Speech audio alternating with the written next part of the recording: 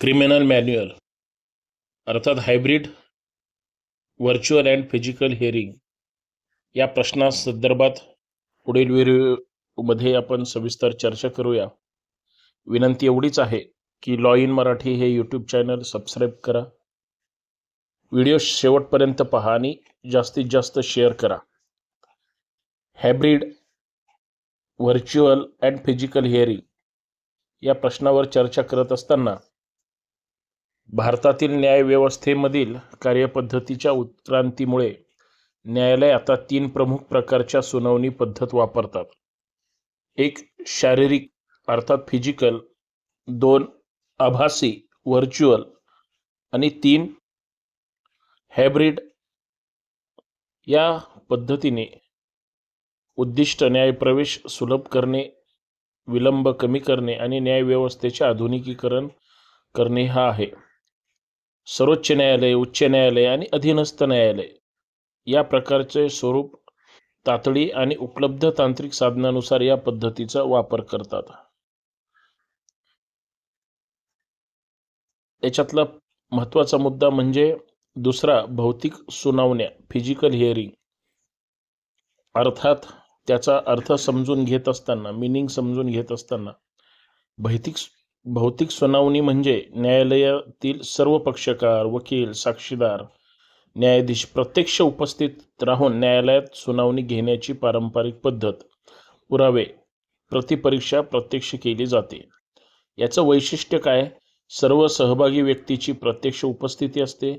संविधानातील कलम 145 अंतर्गत ओपन कोर्ट सिस्टीम सुनिश्चित होते. आणि 3 मौखिक साक्ष प्रती परीक्षा गुंतागुंतीचे वाद किंवा भौतिक कागदपत्रांची तपासणी आवश्यक असल्याच्या प्रकरणासाठी ही उपयुक्त आहे. आणि याच्यातलं 4 न्यायालयीन नियंत्रण आणि व्यवस्थापन अधिक सोपे होते. याचे फायदे काय आहेत, ॲडव्हान्टेज काय आहेत? तर अधिक विश्वसनीयता आणि पारदर्शकता येते. साक्षीदाराची प्रभावी प्रतिपरीक्षा करता येते. भौतिक नोंदी आणि दस्तऐवजांचे व्यवस्थापन सोपे होते. आणि बहुतेक वकील आणि पक्षकार एकमेकांना परिचित असतात. यांच्या मर्यादा काय आहेत? तर वेळखाऊ आणि वारंवार तहकूब होण्याची शक्यता जास्त असते. मर्यादित म्हणजे लिमिटेशन ते आहेत. बाहेरील जिल्ह्यातील पक्षकारासाठी प्रत्यक्ष उपस्थिती अवघड असते. आणि 3 न्यायालयामध्ये गर्दीची समस्या जास्त वाढते. याच्यातला तिसरा प्रकार आहे आभासी सुनावणी व्हर्च्युअल हिअरिंग. मगाशी आपण फिजिकल हिअरिंग पाहिलं, आता व्हर्च्युअल हिअरिंग. याचा अर्थ असा आहे की आभासी सुनावणी म्हणजे न्यायालयीन कारवाई व्हिडिओ कॉन्फरन्सिंगद्वारे घेणे, जिथे कोणताही सहभाग प्रत्यक्ष न्यायालयात उपस्थित राहत नाही. कायदेशीर आधार, याला लीगल बेसिस काय आहे? सर्वोच्च न्यायालयाचे व्हिडिओ कॉन्फरन्सिंग रूल 2020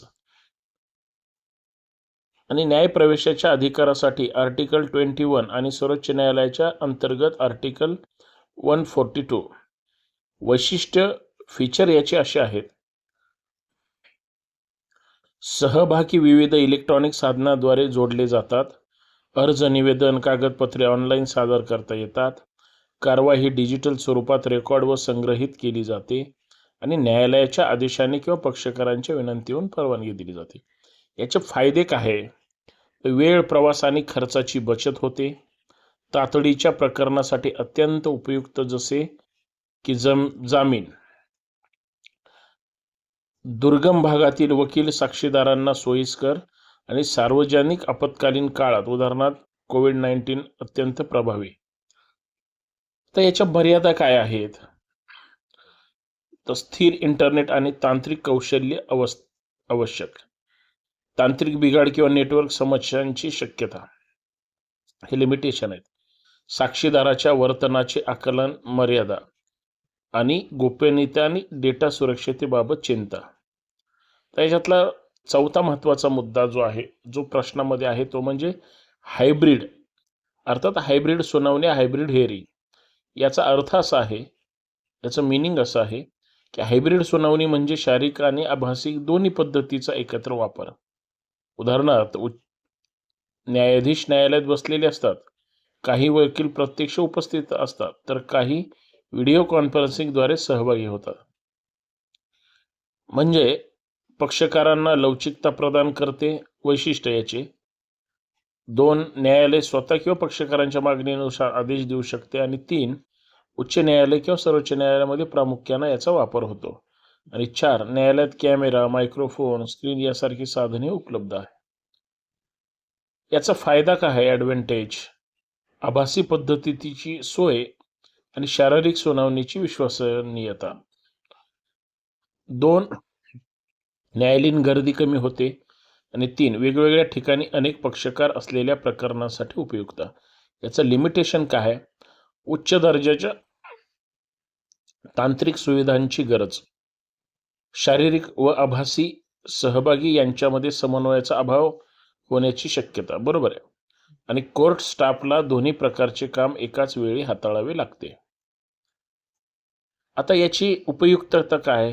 म्हणजे 5वा मुद्दा आहे, प्रत्येक पद्धतीची उपयुक्तता काय आहे? फिजिकल हिअरिंग प्रेफर्ड फॉर, म्हणजे उपयुक्त काय? दिवाणी आणि फौजदारी चाचण्या, पुराव्याची नोंद आणि प्रतिपरीक्षा, भौतिक दस्तऐवजाची तपासणी आणि गंभीर फौजदारी प्रकरणे त्यावेळेस ह्या गोष्टी सोयीने घेऊ शकतो. व्हर्च्युअल हिअरिंग सुटेबल फॉर मॅशनिंग्स, तहकूब अर्ज, तातडीची प्रकरणे, जामीन अर्ज, कायद्याशी संबंधित शुद्ध पानांचा वाद आणि दूरस्थ भागातील पक्षकार असलेली प्रकरणे. हायब्रिड हिअरिंग सुटेबल काय? अनेक वकील असलेली प्रकरणे, प्रशासकीय सेवा आणि इतर विविध प्रकरणे, अंतर, आरोग्य आणि इतर अडचणीमुळे शारीरिकरित्या उपयुक्तता राहणे येणारे पक्षकार, म्हणजे जे पक्षकार उपस्थित राहू शकत नाही, अंतर लांब आहे, आरोग्याची कारणं, अडचणी याच्या संदर्भात. आणि याच्यातलं 6 न्यायालयीन आणि प्रशासकीय मार्गदर्शक तत्वे गाईडलाईन्स काय आहेत? तर सर्वोच्च न्यायालयाच्या ई कमिटी मार्फत डिजिटल न्यायालयाची प्रगती. सर्व उच्च न्यायालयांनी 2020 मधील सर्वोच्च न्यायालयाच्या VC नियमानुसार स्वतःचे VC रूल्स तयार केले आहेत. प्रलंबित प्रकरणे कमी करण्यासाठी व कार्यक्षमता वाढवण्यासाठी हायब्रिड आणि व्हर्च्युअल याचा वापर प्रोत्साहित आहे. निष्कर्ष काय सांगता येईल? तर शारीरिक, आभासी आणि हायब्रिड सुनावणे भारताच्या न्यायव्यवस्थेत आधुनिक परिवर्तन दर्शवतात. ट्रायल आणि पुराव्यानुसार मर्यादा शारीरिक सुनावणे आवश्यक असल्या तरी आभासी आणि हायब्रिड पद्धतीमुळे कार्यक्षमता, सोय आणि न्यायालयीन प्रवेश वाढतो. या 3 पद्धतींचा समन्वय देशातील जलद, पारदर्शक आणि नागरिक केंद्रित न्यायप्रणाली निर्माण करण्याचे उद्दिष्ट आहे किंवा ते उद्दिष्ट साध्य करतो. हा झाला एक प्रश्न. आता दुसरा याच्यात प्रश्न घेऊया वेगळा, तो म्हणजे डिव्हिजनल कोर्ट्स अँड सिंगल जज ऑफ द सुप्रीम कोर्ट